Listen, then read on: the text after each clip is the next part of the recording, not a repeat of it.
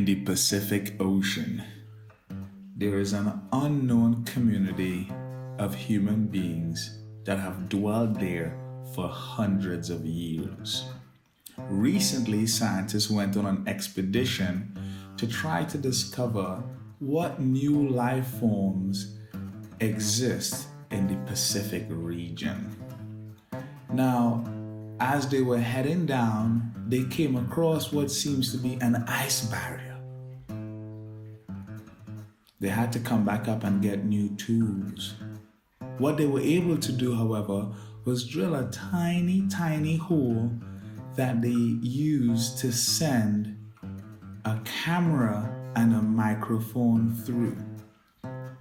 Now, it's deep under the Pacific Ocean, and it's dark and murky, and it's very difficult to see. But slowly but surely, they start to hear what sounded like voices coming from the murky waters.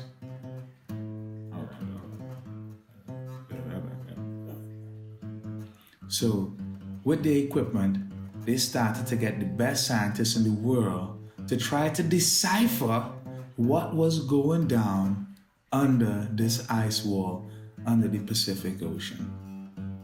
So these are the transcripts of what these scientists discovered under the ice wall. Tape 1.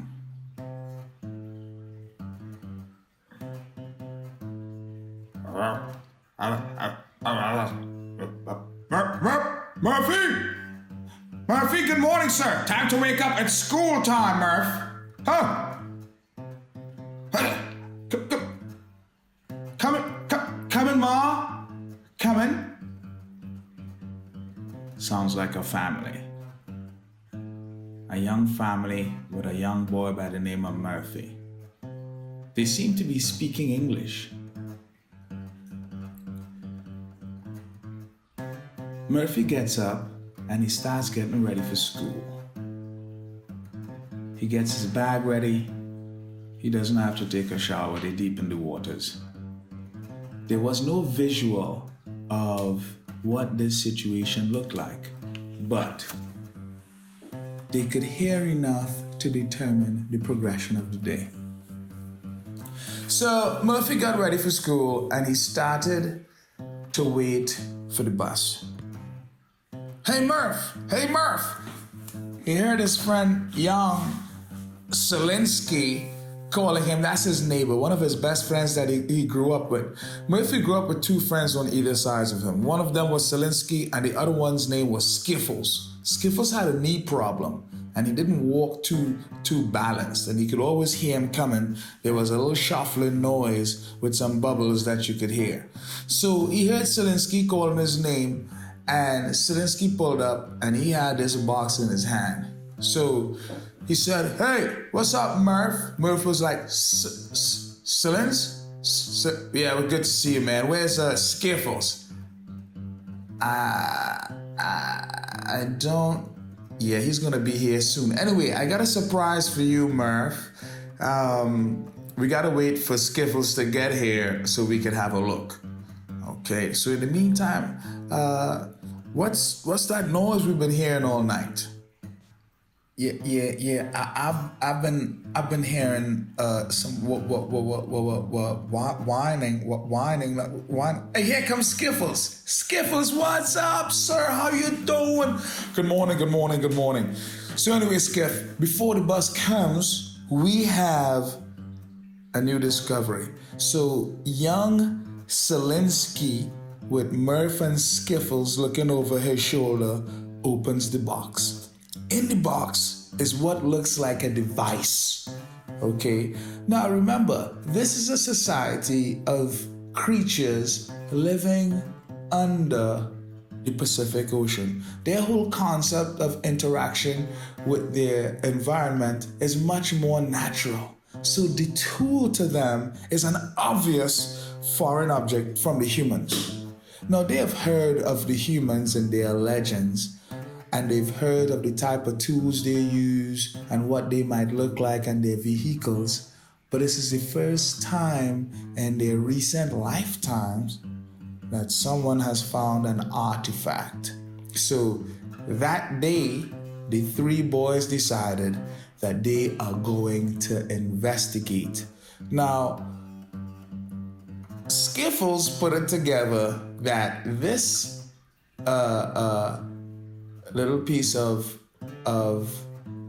archaeological discovery has to do something with the recent noises they've been hearing.